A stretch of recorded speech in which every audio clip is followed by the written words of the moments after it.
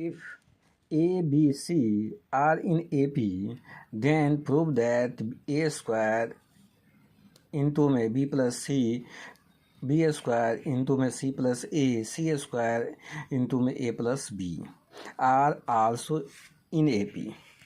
यदि A B C AP में है तो ये भी AP में होगा, यानी यदि A B C समांतर श्रेणी में हो तो इतना जो है भी AP में होंगे, प्रूव करना है। अब हम समांतर श्रेणी यानी श्रेणी के गुण पर ध्यान देंगे, तो इसे आसानी से सॉल्व कर सकते हैं, क्योंकि A B C are in AP, ये सब AP में, so A B C A multiply कर देते हैं प्रत्येक टर्म में, C A तीसरे टर्म में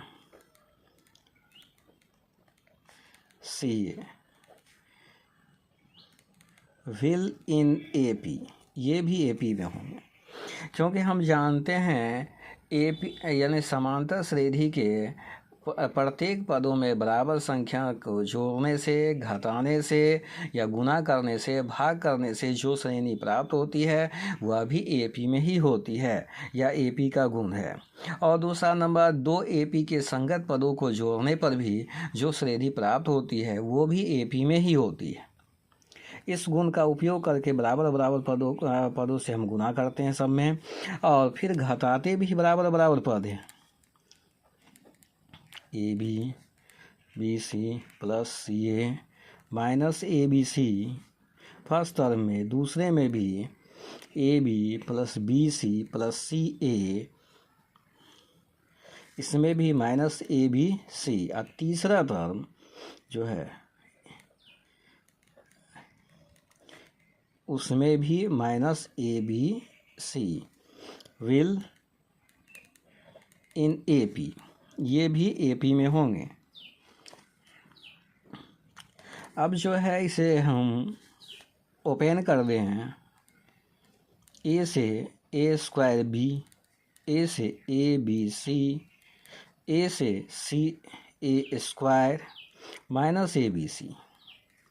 दूसरा टर्म में देखें तो B से करें तो AB square, B square C, और इसको सीधा BCA न करके ABC लिख देते हैं, ABC, इसको मल्टीप्लाई को माइनस ABC, फिर इसको भी CAB ना लिख कर सीधा ABC, और यहाँ पर BC स्क्वायर, और यहाँ पर C square A minus ABC will in AP।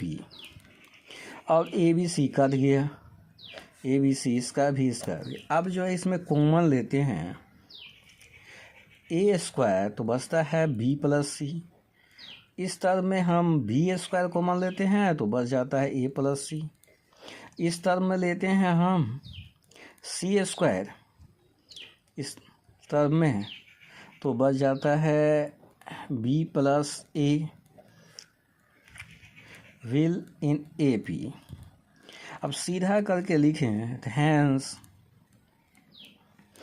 तो A square B plus C comma B square C plus A, C square A plus B will in AP proved. तो समांतर श्रेणी यानी AP के गुण प्रॉपर्टीज को देखकर आसानी से इसे हल किया जा सकता है।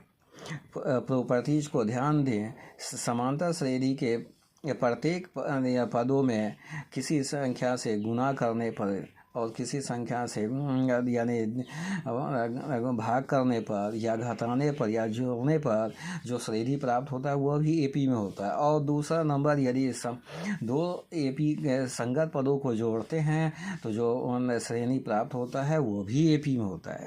Thanks for watch.